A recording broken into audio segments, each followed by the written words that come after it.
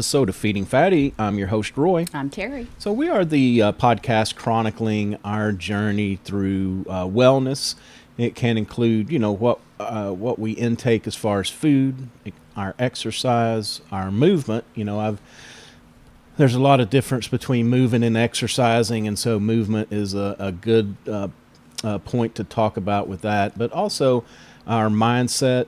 A lot of times we know what we need to do. It's just doing it, and it's being sustainable. So those are the things that we like to talk about, and we also have professionals in the field on, and so we're lucky we have Amy White with us today. Terry, I'll let you introduce Amy. Yeah, Amy White is a board-certified holistic nutritionist and functional nutrition and lifestyle practitioner. She's been working as a nutritionist, health and weight loss coach for over 12 years. Throughout this time, she's come to understand that most health and body weight frustration is often a simple body communication problem. Once proper communication with the body is restored, excellent health and a happy body weight becomes the natural result of living and enjoying everyday life. Amy, welcome to the show. I want to talk about this communication with your body. Well, all of it. Me too. But my favorite topic. Yeah, and how did you find yourself in this realm of nutrition and coaching and all of that? Well, so I'm currently in my mid-50s, and I entered this area in my late 30s, really early 40s. And it was, just like most people's stories, it was a family health issue, not mine, but my daughter's. And so I got into nutrition actually because of gut health. So she had some gut issues, and we were unfortunately found ourselves in that position where the conventional medical community didn't seem to be able to help. And so then it was just kind of like, I'm one of those people that, once I tug on a thread, if I can't find the answer, I just have to keep digging. Yes. And she was getting ready to go to college, and she had digestive issues her entire life. And at this point, right, she's now like 16. And I'm thinking, we should probably fix this. I'm such a good mom. Let's wait 16 years to dig into this. So we did. And we actually went and had a gastroenterologist do a whole scope and see what was going on in there. And she basically said, oh, she's fine. And I was kind of like, she is? Because she's really not. We go out to dinner at a restaurant, and she ends up leaving the table and going outside and sitting on the curb because she feels so bad, and she's got this pressure and whatever. Wow. So the doc was like, yeah, no, she's fine. She doesn't even have reflux. Her esophagus is beautiful. And we've been told she had reflux since she was 1 month old. So that was actually nice to know. But as the doctor was leaving the recovery room, she turned around and she said, oh, her small intestine is red and inflamed, but that's really nothing to worry about. And then she left. And I thought, that seems like something to worry about.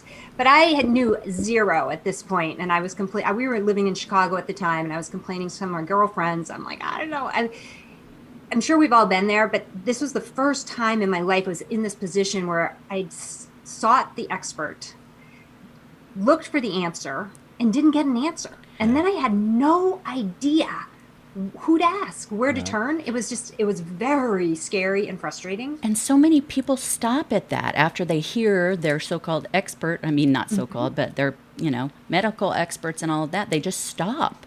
Yeah. But you were a woman on a mission. I'm sorry. Well, I literally thought I was stopped. I was just like, oh, I guess, I don't know. But I was very uncomfortable with that. It just felt bad. And so I was complaining. And one of my girlfriends said, oh, you need to go see this nutritionist. And I literally was like, I don't even know what that is, but I'm in.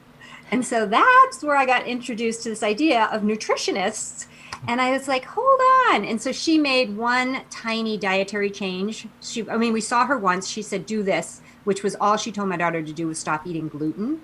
And back then it was like, oh, the gluten thing. And so we did. So we left the office and we went to Whole Foods and bought everything that said gluten-free, which, again, I don't recommend. But at the time, that's all we knew. And but you know what? Even just doing that, 2 weeks, my daughter, everything changed. It was a little freaky. And I thought, hold on a second. This is like magical. And so I started reading everything I could find about food and the body. And I finally looked at my husband. My daughter ended up leaving for college. And I looked at my husband and I said, I am out of things to read. I've run out. So I said, I'm going to take, I guess I'm going to start a program because they will have a reading list. So I inevitably ended up joining or getting into a new master's program for nutrition. And I had looked at, we were again in Chicago. So I had looked at the local universities and what they offered. And I was reading the syllabus and I thought, this is kind of exactly what I don't believe anymore. So it was more conventional. And I thought, there's got to be something else, because this is what I've learned from that nutritionist and what I've learned in my reading. And then I stumbled on holistic nutrition. And that's when I was like, oh, this is it. This is what I've been looking for. And so that is the program I got my master's in, and then became board certified in that. And then went on to get certified as a functional nutritionist. So using functional medicine frameworks and things like that with patients and clients. Yeah. So so that's what happened, or how it got started. Yeah, it's interesting. Anytime somebody says red and inflamed, and that's the end of the conversation, it's just kind of mind-boggling. At the very least, if it wasn't a big deal, you would think that would have been part of the larger conversation. Like, we see this, it's okay, but anyway, I guess that's the other good lesson from that is, we have to actually invest in ourselves, and even if we hear something from, somebody that's educated, we're all human, we all make mistakes. So investing that time in our own health is, as you've proven, very well worth it. And they may not know. They may not know if it's a traditional type situation. Right. They may not know to tell you to go somewhere else to get more information. Why is it red? Why is it inflamed? And I've since learned, that she was really on the road to sort of celiac. So what was happening was those microvilli in her small intestine were just getting rubbed down and beaten down. And if we hadn't intervened, it's very likely that she could be much sicker now, or that she would be. So we were lucky to be able to get in there and kind of halt that when we did.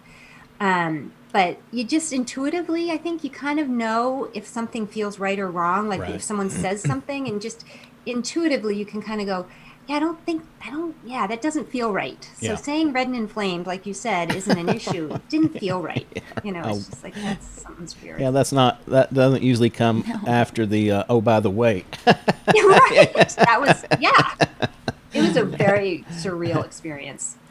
Well, we're glad she is back on on the path and being healthy. And, that's one thing, that's why we love this show, is because, I think we started it just because of the accountability, and actually to just let other people know that you're not alone, and whatever you're going through, somebody else is going through it. Maybe there's some helping community, but it's been amazing the stuff that we have learned, and I think this is another big area that we've kind of learned.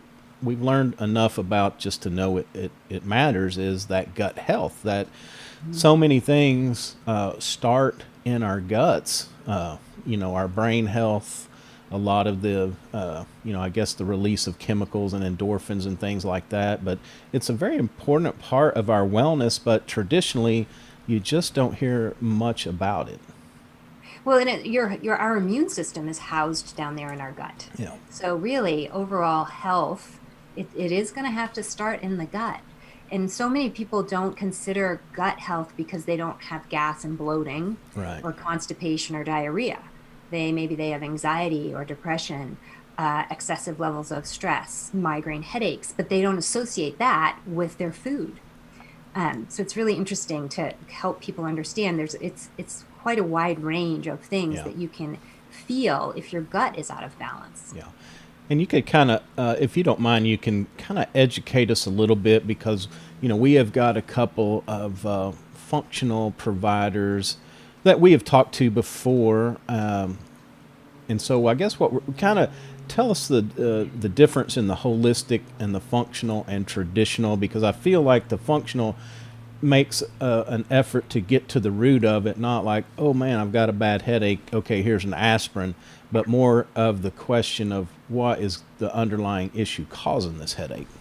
For sure. So root cause protocols is what they call in functional medicine. So you're kind of looking at the symptom, so the thing that somebody's complaining about, and then you're like, okay, well, you can take an antacid and that will stop the immediate pain. Right. But why are you having the pain? So that's what functional medicine is doing. It's a very curious place to be. Yeah. You're just very fascinated and curious with what's happening. And ideally, you want the patient or client to become as fascinated by their own body, so they start to ask those questions. Yeah. So what's causing that? So that would be the functional aspect, right? We want to get to the root cause and stop the symptom from happening. Yeah. The holistic part, as with functional medicine, and this is only my interpretation, but it's whole body health. And so with holistic, everything is so synergistic. So again, it's not just food, it's sleep, it's body movement, it's detoxification, so much, everything that's going on in the body, and it's all synergistic. And so that's kind of the holistic approach, is how do we make everything kind of work together?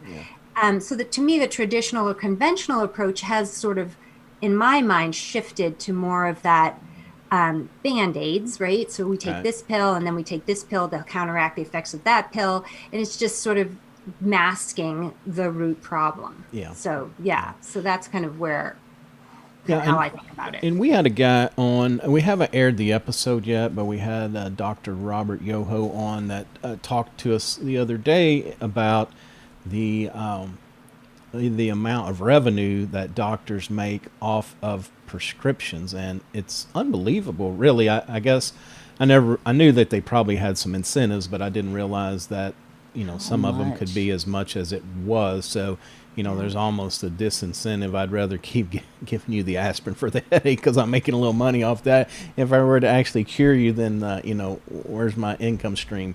And I know not all traditional doctors are that way, but definitely it's a conflict. It's scary if you let your head go there. Oh my gosh. It is just, you can spiral and just be like, wait a second, and it's a little scary. I remember way back when I had first started in my holistic nutrition program, and I was talking to a friend of mine. One of her little kids was having some gut issues and some problems. And so we were chatting about this, that, I don't know what they were eating. And they were just eating traditional American food. So cereal and, granola bars and whatever. And I said, I think you might want to adjust what they're having, or somehow we got onto food. And she said, listen, there's no way that there's food in the grocery store that is going to be harmful and dangerous to us, because there's no way the government would allow that to happen. And I just remember just sort of like almost just, I was speechless, because I thought, oh my gosh, people actually believe that. And I thought, they don't really care about our health. That's not what's going on. At the store, with most foods, our health isn't the focus. It's money. It's a business. And so I thought that was so eye-opening. This is a woman who's incredibly she's well educated. She's a lawyer. And I thought, wow, so that was sort of eye-opening, and it kind of helped me understand maybe where most people's perspective is. Right. That's so true. Oh my gosh. So many people do think about that in many things, but especially with the food aspect of it. Right. Why our would government they wouldn't allow people to poison us. Yeah. Yeah, and even like with the things that do come up with, meat or whatever, it's just that there's not enough people also to monitor every action of every manufacturer. And so sometimes even if it perceived to be okay, things can go wrong in the process to make it really not bad. And fortunately, until people start coming in to a doctor and report it, we just don't know about that. Right. So I'm a big advocate for people really taking the time to notice how they feel. Right. Because something's going to make someone else feel great, whereas it's going to make someone else feel terrible. So you just have to really start to, I always say, you need to sort of, put your detective's cap on and just really be like, does this make me feel better? Does this make me feel worse? Yeah. It may be totally different for my husband and my kids, but each one of you are going to have a different reaction. Right. Do you have to take the time to, if you care, and maybe you aren't feeling as good as you think you could feel, then you need to take that time to just say, yeah, this works for me and this doesn't. Yeah. To maybe journal it. Yeah. And I definitely have had clients who have said, it never occurred to me to think about how the food I ate made me feel. Yeah. And then once they did, they were shocked to realize, oh, I have choices here. I Yeah. actually don't have to eat these things if they make me feel terrible. Yeah. And that's when sort of things start to change.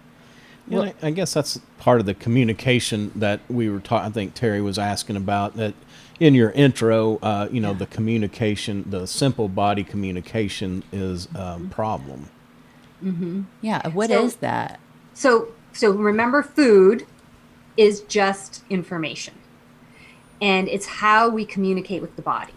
So when we tell we want something from our body. We want to, have excellent health, great energy. We want to sleep well. We want to fit into our, ideal size of clothing, whatever it is. We need to use food to tell the body specifically what it is that we really need from it. And so I think of the body as this, kind of obedient 3-year old that takes everything very literally. So you have to be very careful about what you're saying because it's going to do what you tell it to do. Yeah. And so when I was back in my late 30s and I was putting on weight and I was uncomfortable and I was achy and I was always in a bad mood and just it was bad. It was horrible. I thought I was telling my body, I really want to sleep well. I want great energy. I really want to, drop some weight and feel good again. But really, by what I was eating, I was telling my body, we are going to sit very quietly. We're not going to have any energy. So we're going to definitely want to not move. And then we're going to want to pack on a lot of extra fat and hold on to that. So that was what I was telling my body.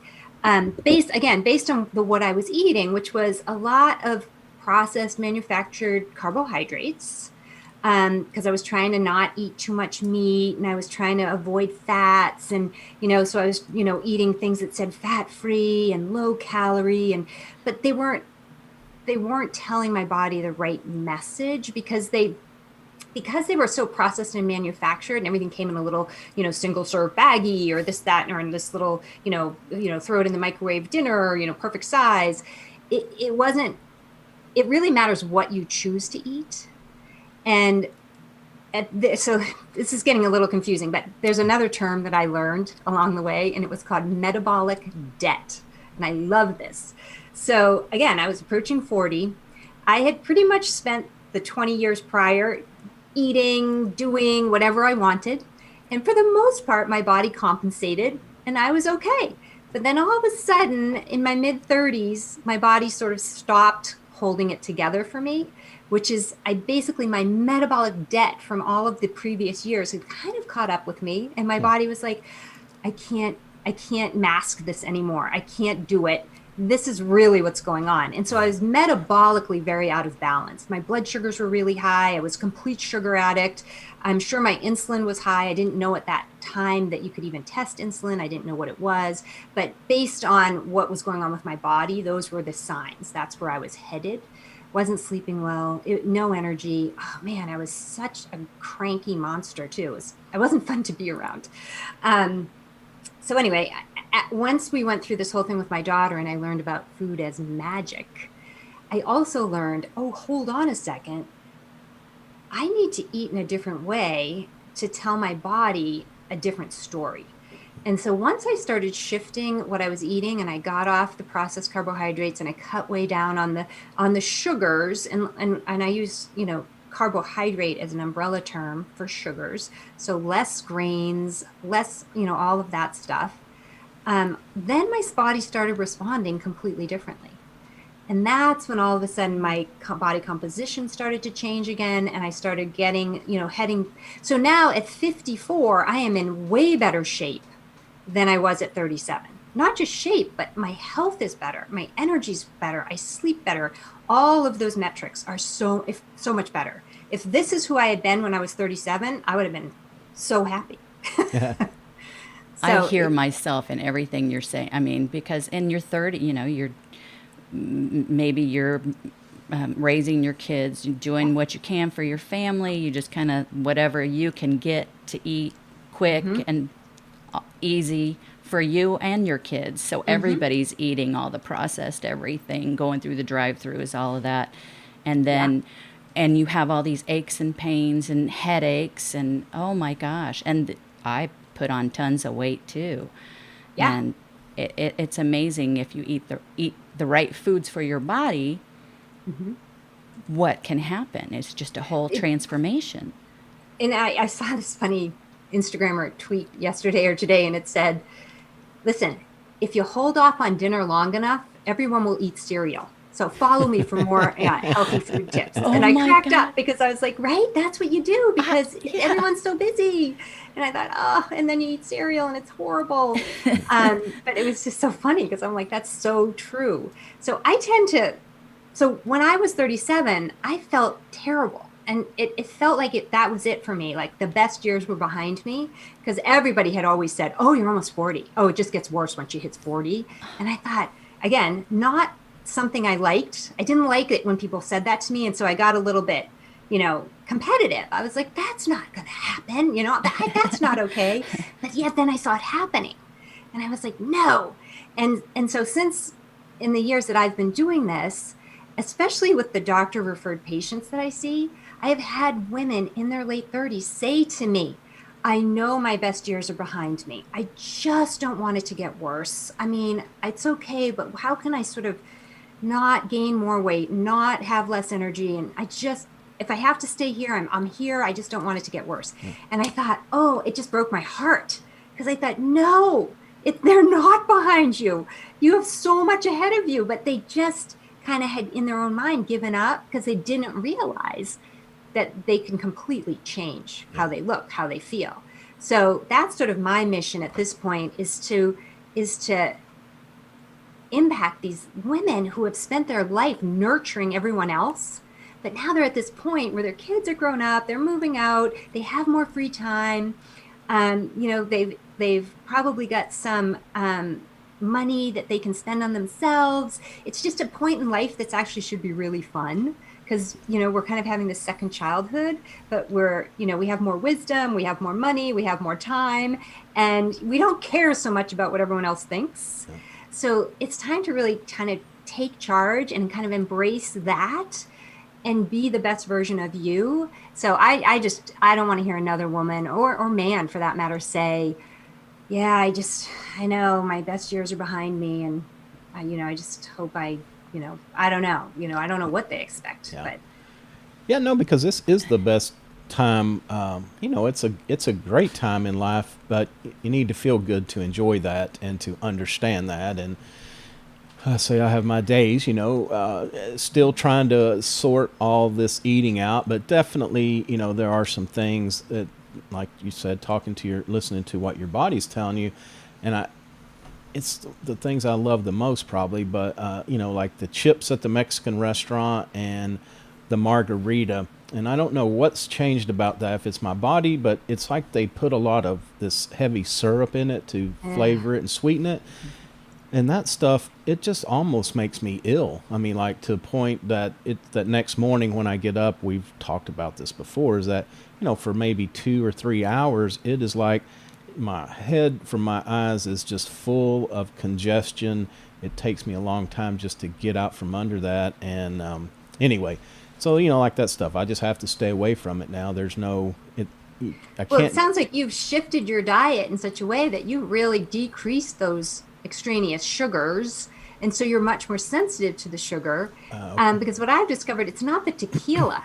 It's actually, like you said, it's the syrup. Yes. And your body's now having this huge hit from the sugar, and it's going, wait a second, we don't do this anymore. And now you're actually I said this to somebody recently, too. I said, how cool is that your body is letting you recognize how inflammatory those sugars are. Right, it's like, right. Oh, look what it's doing. Hello. Welcome back to the Feeding Fatty Show. I just wanted to make just a little announcement that we lost power in the initial interview with Amy, and she has agreed to come back on. We're going to finish the talk, so that's where we're picking up. If it seems like it's a kind of a weird segment into this, just wanted to let everybody know exactly why. So a little choppy.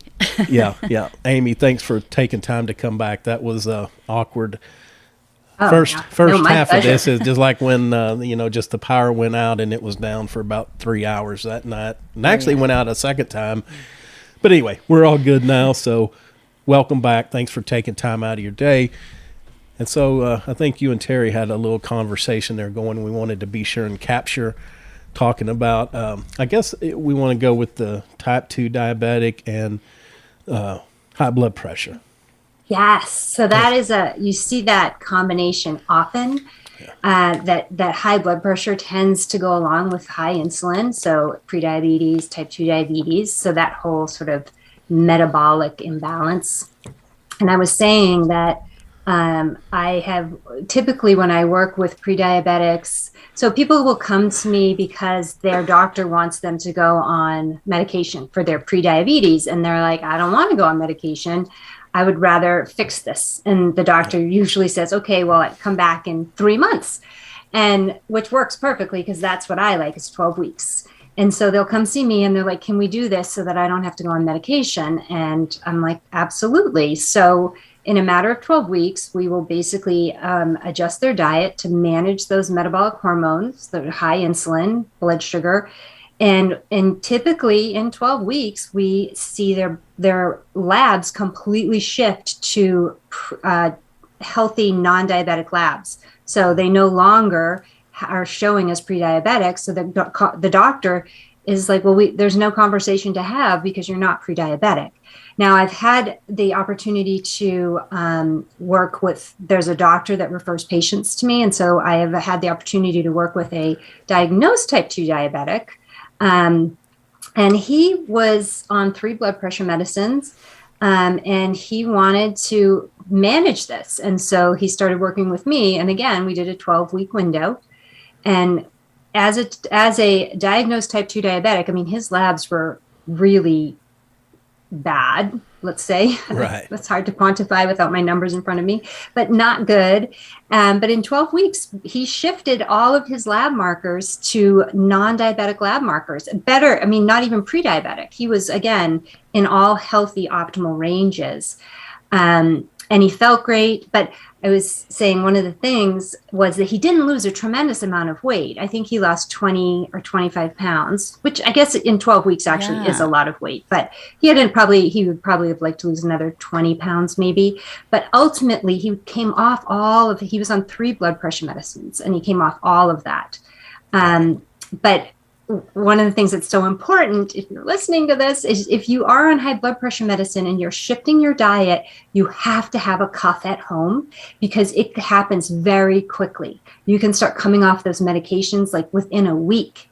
So you have to have a cuff at home. If you're starting to notice that you bent over and you stood up and got dizzy, check your blood pressure because it might be too low. So you need to make sure you can get through to your doctor and let them know what you're doing so they can adjust your medication. Because you don't want to be passing out because your blood pressure is now too low. Right. So what were some of the fundamental shifts that y'all made? Yes. Well, for this particular person, because I knew they were type 2 diabetic, we went in and really attacked the sugars in the diet. So where are the sugars coming from? What is it that's keeping his insulin high? Why is his blood sugar so high? So we did have to go in and get real serious about cutting out sugars and really at that point anything that converts quickly to sugar. So starchy vegetables are not bad foods. Fruits, not bad foods. These are all good foods, but if you are already suffering with high insulin and high blood sugar, these foods are not helping. They're just going to keep your blood sugar high. Once you're healthy and your blood sugar is at a normal level, you can start to reintroduce these foods and see how well you tolerate certain things, or how much of something you can have before it sort of impacts you negatively. Right. Often, depending on how long you've been sick, how long you've been type 2 diabetic, can reflect how much you're going to be able to reintroduce. Okay. So if it's been a long time, you often are going to be very carb sensitive, and you may not be able to reintroduce as much as maybe you would like to. Now, and I know we kind of caught you off guard with this topic, so you may not have this right top of mind, but was this person I don't know how to describe it, more like a junk food or candy bar, ice cream eater, or did they have a pretty good diet. It was just the underlying things that we don't think about, like the fruits and the starchy vegetables, that was causing the problem. A lot of alcohol. Oh, okay. So a lot of fruit. So this person has tons of fruit trees in their yard, and so they would, do a lot of canning and making fun drinks and with the fruit and baking. Um, this person it was also a man, so he also was traveling. So he spent more time out away from home than he was at home. Right. So that's a kind of a high stress environment. So he was always traveling. So there was a lot of conferences where he was just eating of what was available, going out with clients. So a lot, not necessarily junk food, but maybe more restaurant foods, unhealthy fats, things that you can't control when you're in that kind of an environment. Right. But I think a lot of it was there was a lot of alcohol, a lot of fruit, but yeah, there was treats and stuff in there. Yeah. I know it was funny because one of the shifts that this particular person made was over to a lot of cheese. So they sort of took out a lot of the goodies and ate cheese instead, which can backfire. But at the beginning, when you're trying to come off the sugar, it really worked for this particular person. Now, in the long run, if you have weight to lose or want to lose weight, the cheese definitely will slow you down or totally can backfire at some point. Same with nuts. So that's tier 2 where we start looking at that kind of stuff. But the first things first is to break the sugar cravings. Yeah. So stop kind of needing the sugars. Well, and that's one thing that we kind of figured we were way overdoing is cheese. I mean, it was like there was nothing that dairy in general. It was just like there was nothing that cheese wouldn't cure, for a vegetable or whatever. But also for the high blood pressure side, I think a lot of cheeses tend to be high salt. Is that correct? Well, yeah, I think there can be salt, but that's one of those interesting things where everybody kind of, with high blood pressure, everybody gets real worried about the sodium. Yeah. But you know what? We need salt. So there's been I've been reading a lot about salt and how important it is in the body and how it's actually a misnomer to think that with high blood pressure, you need to eat less salt. Because there's this, I'm not the salt expert, but right. I definitely push salt on my clients. Okay. One of the things, if we're stopping the processed foods, then all of a sudden you aren't eating as much sodium as you think you are. Yeah. And when your insulin starts to come down, I describe it to my clients. I'm like, when our insulin is high, our kidneys are kind of like clenched. They're just like, kind of angry. And then as our insulin comes down, we tend to flush.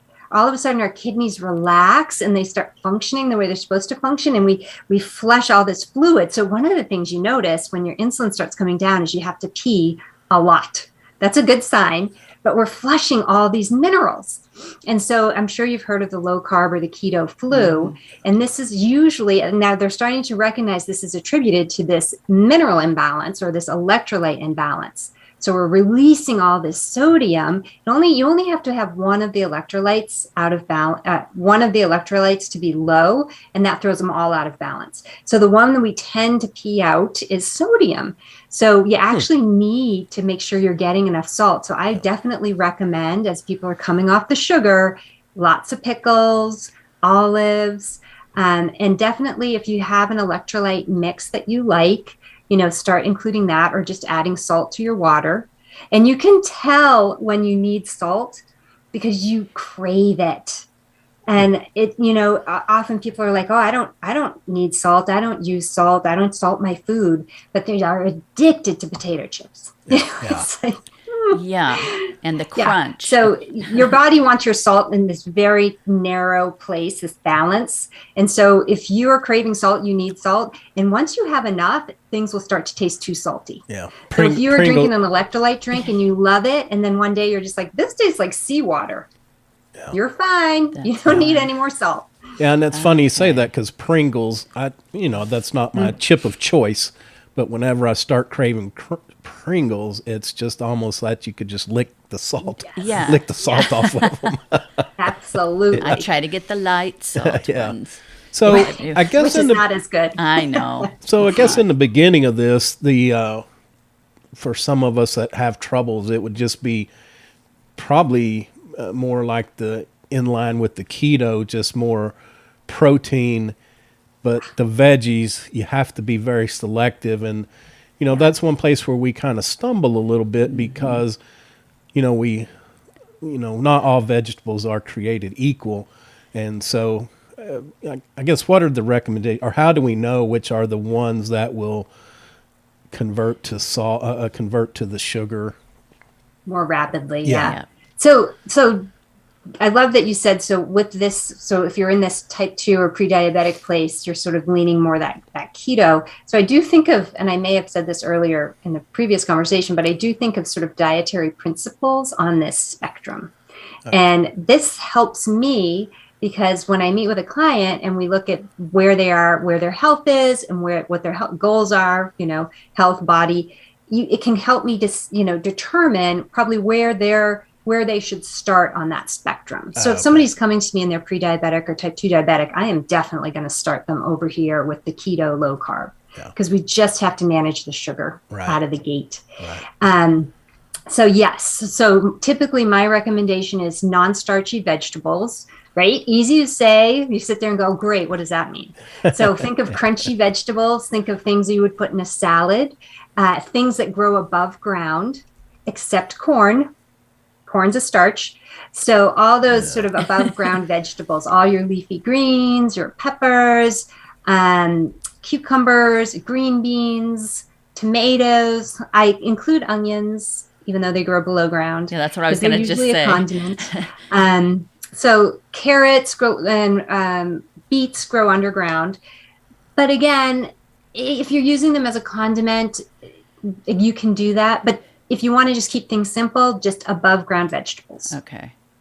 Yeah. And you can't go wrong. You don't have to worry about measuring or weighing leafy greens. Just eat as much as you can possibly tolerate. Okay. So above ground is good. That's where you want to go. Yeah. Okay. So the unrooted. Yeah. Yeah. So not the rooted vegetables. Yeah. Okay. The other place you can get, it can be a little squishy, is with squash. So squash is above ground, but I think we all know there are certain squashes that when you roast them, they taste like candy. So the more they taste like candy, the more sugar is in there. Okay. So these are just, if you're trying to be real careful and keep your carbs really low, then my recommendation is to avoid the squash at first. Maybe that's a tier 2. That's one of the first things you bring back before the root vegetables. But it's so interesting because to me, so I've shifted a lot. So I've always been low carb and I've always been very pro keto, and I still am for the right people. But I've really come to this place now where once somebody's healthy, so their health is coming back into line. Now they have body goals. So maybe they want more energy. They want to lose some weight, something. Maybe you're getting older and you're like, okay, I want to get better as I get older. So I want to age well. I need more strength. I need more lean muscle. Then I start to look at this idea of total satiety, the least amount of energy. That's usually my dog that's causing the. We had somebody at the door. I kicked them out. We never do. Scratch on the door. I'm so sorry. Oh my gosh. Some people feel more full if they have more fats, and other people feel more full if there's more carbohydrates. So I like to say we're prioritizing protein. Okay. Protein is the target. Okay. And then you have your fats and your carbohydrates on a seesaw. So if you're having a higher fat day, you're going to have a lower carb day. Okay. If you want to have a higher carb day, maybe you're like, you know what, we just have to have sweet potatoes for dinner and I want roasted beets in my salad. And so again, I'm talking about real whole food carbohydrates, not Pop-Tarts. Maybe you're having a higher carb day. And so now your fats are going to be lower. Okay. So first of all, in nature, your higher fat foods are typically low carb. And your higher carb foods in nature, whole real foods, are low fat. So squash is low fat. Sweet potatoes are low fat. Beets are low fat. So if you just eat the real food, you're going to just, that seesaw will move naturally. Okay. It's when we have that sweet potato or that baked potato and we throw the sour cream and the cheese and everything on there. And now we have fats and carbs together. And this is where sort of the problem arises. So with clients at this point, once they're sort of healthy and trying to manage their body composition, I'm going to prioritize the protein, and then we're going to play around and see where they feel the best. You know, maybe you need more carbs, maybe you need more protein. And if they're anything like me, I switch from day to day. Right. You know? So, well, going back to the squash, my squash never tastes like sugar. So, but I mean, I can do them any which way. Roy will eat them. He'll eat anything I cook, which is awesome. But squash is not one of his favorite things. Now, I did do some spaghetti squash the other day, and did kind of like a roasted chicken casserole, but I used like non-dairy cream cheese with it.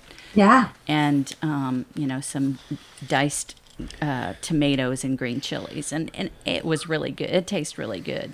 Yes. That's what we do. I do meatballs with spaghetti squash. That's our meatball dinner. Yeah. I mean, I love the spaghetti squash, and Roy, he likes it too. Yeah. Yeah. So the other part, the question, sorry, I had to go get an unruly pup there. How much protein is a target? Because I know there's always controversy about if you start eating too much, it could be converted back to sugar as well, or glucose. So this is that whole idea that protein will turn into the chocolate cake and that gluconeogenesis. I am a believer that gluconeogenesis is demand driven, not supply driven. So I am a high protein. I push high protein. I obviously am not a researcher. I follow and read protein researchers.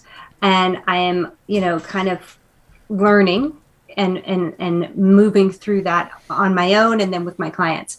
And one of the things that I have discovered over the years is that it appears as we age, we need a lot more protein than we did when we were younger. Right. So somebody at 55 needs more protein than somebody who's 25. Doesn't mean the person that's 25 can't eat gobs of protein. They can and they should. But at 55, I don't have the hormones that 25-year-old has to create this muscle protein synthesis. So without a certain bolus of protein, I'm not managing my lean muscle mass well, which is exactly what I do want to do as I'm aging. I need to maintain, if not grow, that lean muscle because it's our organ of longevity. So for somebody my age, so 55, let's say, the older you get, then the more protein. But the recommendation that I've seen for me is about 150 grams. Oh, wow. Okay. Or even more per day. So what I sort of shoot for with my clients is a minimum of 90 grams of protein a day. Okay. That's like the bare minimum. And I say 90 grams for a reason. I like 2 to 3 meals a day without snacking, ideally. And if you're going to eat, then you want that bolus of protein to be about 30 grams. Okay. So if you eat 3 meals a day, that's going to give you 90 grams of protein, bare minimum. Okay. But ideally, you want more than that so that you can kind of, get that protein up. It's not that hard. Once you wrap your head around it, it's not that hard to eat 45 to 60 grams in a meal. So you can really get that protein up. It's not that hard. Okay. Yeah, because I've seen anywhere from, like as low as 75 to that, 150 to some even up to 180. So that's good. I've seen higher than that. Yeah. Really. Even. Yeah. Yeah. Because just a lot of stuff out there. So that's good to know. One rule of thumb that I read and I really liked was your ideal body weight in grams of protein. So if you're somebody who wants to weigh 130 pounds, then shoot for a minimum of 130 pounds of grams of protein. So that kind of makes it a little easier, because a lot of times you see those equations that it's Right. like this many grams of protein per kilogram of lean body weight, and everyone's doing No. math and it's very confusing. So think about your ideal body weight and that amount, that's your minimum for your protein in Okay. grams. Oh, Well, that's that makes it awesome. easy too, Yeah. because Yeah. that puts me right on where I need to, or where I want to. Because that's one thing, Yeah. I'm not anti-keto. You hear that staying on it long term can have consequences as well. But I think for somebody like me that's been struggling and trying to put veggies in, and even looking at doing more plant-based, I think now I'm back to the thinking that we just need to drop back to this, try to ramp up the proteins, Yeah. take everything out, and then start adding back. If I could ever get to where I really need and want to be on my glucose readings, then just start adding back and see what really affects those. When we start talking about some Yes. different vegetables. Yes. It's one of the other things or advantages to prioritizing your protein is you're going to end up crowding out a lot of those other foods simply because you won't be as hungry. Yeah. The protein will fill you up. So you do end up crowding out a lot of the other food. So you're leaning sort of more thinking more plant-based. And it's so funny because I will actually go carnivore, especially with clients who have gut issues. We'll go carnivore, just like clear everything out and let's just heal the gut. Then you can start reintroducing and see what works. Okay. But that going carnivore will often calm all that inflammation down. It's so interesting. Interesting. Oh, no, we haven't tried that one. Yeah. Yeah. Well, that's what. No, that's good, because we've been struggling with the vegetables just because it's hard to know what you can look at. I don't know. There's some way we could look at them and see what we thought they might do, but there's some that should have been good, healthy for me, that tended not to be. So. Right. At this point, it's very different for every single person. Yeah. What works for Terry may not work for you, and Right. vice versa. It's just, you have to know what makes you feel good. Yeah. Well, that's good information That's to awesome. have. Yeah, I appreciate that very much. And I think, the listeners should get a lot of benefit from that. There's just so much information out there about what to do and when to do it. But like myself, I've just been having more and more difficulty controlling it. And, COVID hasn't helped. Less exercise, probably put on a few extra pounds that I didn't need. So, And too close to the kitchen. Yeah. Close to the kitchen and snappy. I'll be honest with you. This is what I do for a living. And I woke up this morning and I didn't even want to get out from under the covers.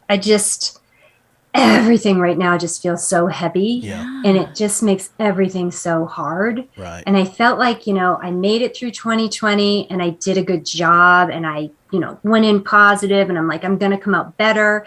And now we're having sort of this relapse. It's this analogy of that false summit. We're there, we did it. And then you're just like, oh, we haven't. Yeah. And it just is so crushing. And I'm just like everyone else, I'm at that place where I just am like, I just don't think I can keep doing it. Yeah. It's just so hard to keep doing the right thing all the time. Yeah. It really is. I feel it. Yeah. And when It's you fall, brutal. and when you fall off, you have a couple of days where you're like, I'm just not gonna.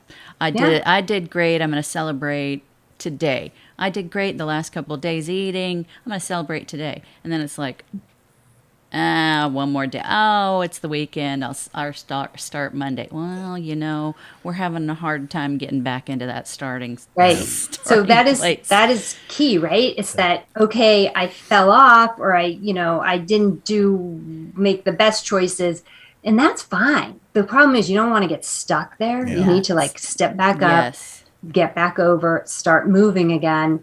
Falling off, and it's okay, but just don't get stuck there. Yeah. And that's the trap. Yes. Yeah. And whatever, everybody's going to have different ways of mentally kind of challenging themselves to move beyond that. And you're so lucky you have each other, and you can, motivate and try to encourage. It's important. It's right now, especially. Yeah, I think that the mental part of it is because, we like to keep up on what's going on in the world, but it's unfortunate. It's just not good news Never.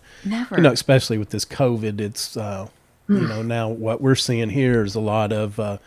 I just saw a friend of mine that I went to high school with posted something about his granddaughter's whole sixth grade class has been quarantined out of an elementary school. So that's, the first one was tough. It was affecting older people. Now this one seems to be different, that it affects younger. But it's like you said, when are we gonna feel like we're got a handle on this and they're gonna be we can live. Yeah. I just don't feel like I can live right now, and it's getting the best of me. Yeah, the scary part is this the new normal, or maybe if it's not this bad, is daily. it something? Is it something not like where we came from? Accept this as a new normal. Man, I do not. I refuse. Yeah. Roy, I did have a question for both of you. Are you guys doing any intermittent fasting?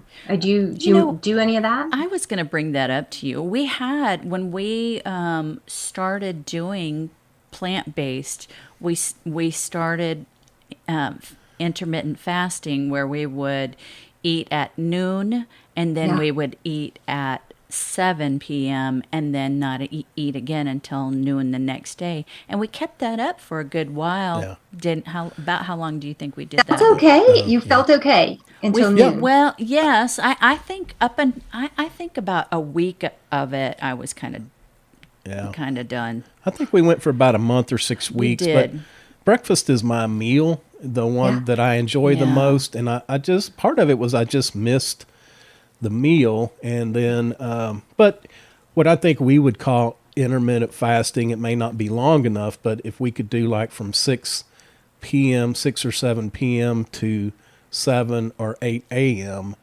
still like a 12 hours. I don't know if that's long enough to be considered intermittent fasting, but that would be optimal for us, is just to be able to do that. And because that's my worst part, is actually at 9 or 10 o'clock at night. So that would cure a lot of things for us, Interesting. Yeah. Well, so I always look at 12-hour fast as that's like, everybody needs to get to a 12-hour fast. Okay. So you have to have that equal 1-to-1 ratio of feasting to fasting. And so 12 hours overnight is going to give you that. Okay. And I have a lot of clients who can't start there. They can do 9, 10 hours. So we work our way to 12 hours. Okay. And then once you get to 12 hours and that starts feeling really good, then maybe we do 12 and a half hours. And ultimately try to move it to 14 hours. And then if you really want to go for it, you can go to 16 hours. Yeah. So more of an eating window than necessarily this idea of intermittent fasting. Okay. So for somebody like you who likes breakfast,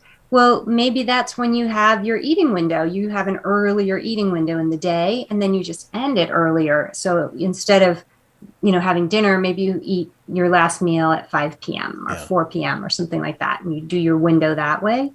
I'm not going to do the math super fast in my head, but whatever would work out for maybe say an 8-hour eating window from when you start and then stop. Okay. So that's another way to kind of play with it. Or if you wanted to do a 10-hour eating window, and then you're looking at a 14-hour fast. So you figure out, I do like to eat earlier in the day, so I'm going to have my eating window earlier. A lot of people are like, well, I'm going to eat at noon and then I'm going to stretch it till whatever dinner time. And a lot of people do it that way, but I come across a lot of people who are just like, I feel better if I eat earlier. Yeah. So I want to have that morning or that early meal. And you just shift to what works for you. Yeah. And I asked you about the plant-based because one of the things I just find with clients, and I always say no forcing a fast. I want it to happen naturally. And so when we are managing their sugars so that they're getting to that ability to use body fat for fuel, that's when they start to fast naturally, because now their body has plenty of fuel.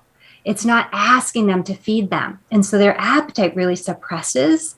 Your body will still ask you to feed it because it needs nutrients. It needs you to give it food. It needs those nutrients. But as far as that, stored fuel, it's got tons of fuel. So you don't end up having those hangries. You don't have that swing where you're like, I feel great. Oh, I feel horrible. I feel great. I feel horrible. So it makes it a lot easier. And again, if you start to prioritize that protein, you may find that you can do a little bit of a longer window. Okay. But you should just let it happen. Don't force it. Just let it happen. Okay. Yeah, because I was just thinking, if I do a 10-hour, that would be from 8 to 6, which should be optimal.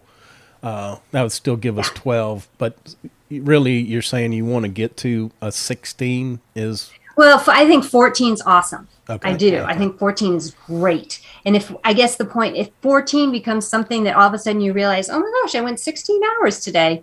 Fantastic. Yeah. But you know what? Go with your 10-hour eating window, and then just let nature take its course. And if that ends up sometimes being longer, Okay. great. Oh, yeah. Okay. Well, we may try that because that's something we didn't, we just talked about.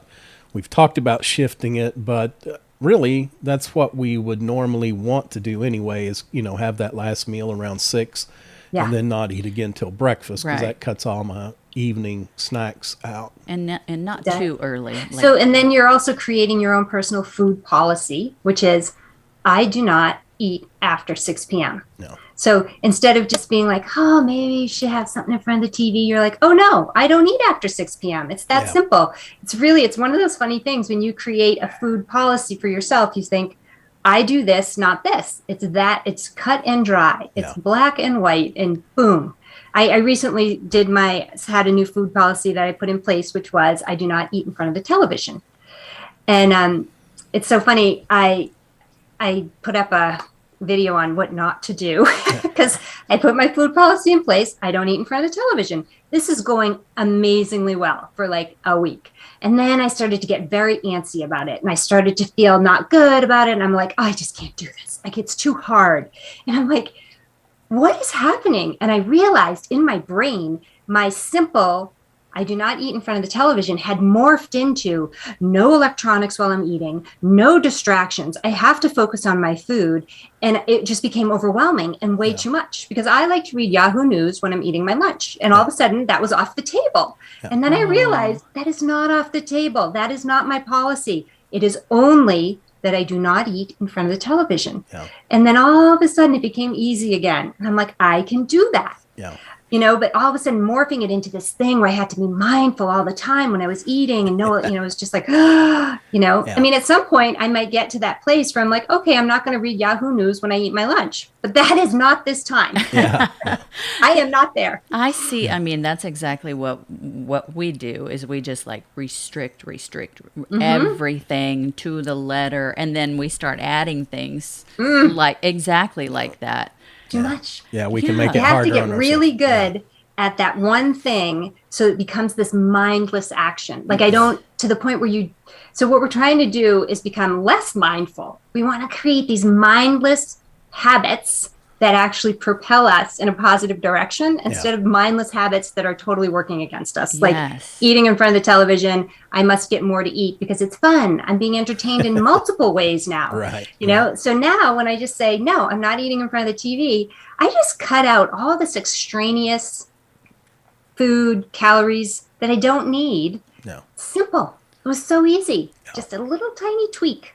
Okay. All Yeah, right. because that's always been my, for years, that's been my downfall is that 9 or 10 o'clock hunger. And, I'm sad to admit that there'd be times if I didn't even have something in the house, I'd leave at 9 or 10 o'clock to go get it. And anyway, Better to do that, though. It's actually better if you have to leave the house and go get it than to have it in the house. Yes. That's, because you will do that, but probably less often. Yeah. If it was in the house, you'd always do it. Yeah. Right. Oh, right. Right? Oh, yes. So the food policy stuff, there's like overeating. That's my thing. Like I eat the right food, but I definitely can eat a lot of it. So there's a lot of food policies you can put in place to just help you manage just that one simple thing. Like, oh, I don't eat in the car. No food in the car. Oh, I don't eat at my desk. No food at your desk. Simple little, here's one for parents. I do not eat off my children's plate. Oh. That's it right there. That's the only thing you're going to change. You can have what they're having, but you have to put it on your own plate. Right. That's good. That's a good one. That's a really good one because that was always my excuse. And that's why I ballooned up many years ago. We all do it. Yeah. It's like gives you permission. Oh, yeah, I think you want that. That, help them make their decision on what they want to eat so you can finish it because they're not going to like it. And how many times you nibble off their plate and you don't even realize? Right. Yeah. It's whoops. Oh. Well, Amy, thank you so much for giving of your time. It's been a great Yes. talk, and you kind of inspired me to change some things around and see what that's going to do. So I'm excited Oh, about that. great. Yes, Yes. yes. I'm But so glad. It was really fun talking with both of you. Yeah. You as well. so tell us, what is a habit or a tool, something that you use on a daily basis that you feel adds a lot of value to your life? People are going to hate this. I like to track my food. Okay. I like to track my food. I like numbers. I like data. And while I'm prioritizing my protein, I want to hit my proteins. So I like to look and watch and see, did I hit my proteins? Was it a higher carb day or a higher fat day? How did I manage that? So I use carbmanager.com as my tracker. Okay. And the best thing that I can do is I can get up in the morning and I can put my whole day in my tracker. So I've already outlined everything that I'm going to eat, including snacks. Not that I snack, but maybe I want a snack that day. I don't know. So I'm going to include some snacks just in case. And they're still going to work. My numbers are going to work for me. It's all going to work out, even if I do decide to eat those snacks. So that's one of the things that I do to kind of keep track of what's going on, especially right now, because as I mentioned earlier, I'm having a really hard time staying positive and just doing all the right things. Right. I'm just like, ugh. So for me to at least stay on track that way, so I can at least see what I'm eating. And then even throwing the things in there that maybe aren't the best, I got to put them on my tracker. And then I can actually see, well, what does that mean if I eat, I don't know, a Haagen-Dazs mini cup? Right, what does that look like in my tracker? Right. It doesn't look good. But it's there. So. Right. Well, and that positivity is really, we're with you. I mean, that's hard to find right now, just on top of the regular things that you're trying to do well, and then boom, everything else. And I think it's important, also about that is to be honest with yourself. Yes. And because I've done it before, you keep track of all the good stuff, but the bad stuff, it's like, I'm not putting that I think in what there. we could do is we could see at the end of the week or the month, we can look at our results and say, well, I can see exactly why, because I had 2 Haagen-Dazs bars, this week, and that's why I didn't get much traction this week. So I think I read this thing, I don't know, probably 10 years ago, and it said, so you don't have to write it down, but your body knows exactly what you ate, so you might as well write it down. Right, Not exactly. tricking anybody. Yeah. And to me, it's kind of a game. Like I'll get in the morning, I'll be like, okay, I want to hit my proteins, and I'm definitely feeling like I want an apple today. And we have some, cooked red potatoes they're so good. So it's going to be a higher carb day for me. Yeah. So I'll look at what I'm planning to eat, and then I'll look at my numbers and I'll be like, oh, okay. So I need to tweak some stuff here because, and so then I'll play around and see what I need to do to actually get the numbers that I want. So for me in the morning, it's just like this little numbers game that I'll play with myself. Right. Keep it interesting. Yeah. All right. Well, Amy, tell people, who do you like to work with, how you can help them, and of course, how can they reach out and get a hold of you? So I often am finding myself working with women, typically 50 and older, who are at this great place in life. I refer to it as our second childhood. We get to call all the shots, but they don't feel great. So they're like, okay, I want this. I want to feel amazing. I want to be myself. It's all about me now. It's my time. So that's who I'm working with. And I also work with men, but more often than not, women are the ones who come to me. And sometimes they don't have a weight loss goal. They just want to feel better, and they want to make sure that they're doing the right things so that they maintain their bone health and their lean muscle mass and, that kind of stuff. But you my website, if you go to, it's called thesimplicityoFwellness.com. And actually, it's super simple. If you go to my website, there's only one thing you can do. And it's a start here button, and it just takes you into my free mini course. Oh, nice. And so that's kind of what's going on there right now. Okay. So. Well, great. And we'll include that in the show notes as well. Yeah. All right. Well, thank you again, Amy. We appreciate all the great information. And that's going to do it for another episode of Feeding Fatty. Of course, I am your host, Roy. I'm Terry. You can find us at www.feedingfatty.com. We're on all the major podcast platforms, iTunes, Stitcher, Google, Spotify. If we're not on one that you listen to, please let me know. I'd be glad to add it to make it easier for you to listen to us. We're also on all the major social media platforms. We probably tend to hang out on Instagram. Love for you to reach out and interact with us there. And a video of this interview will go up when the episode goes live. So check us out on our YouTube channel.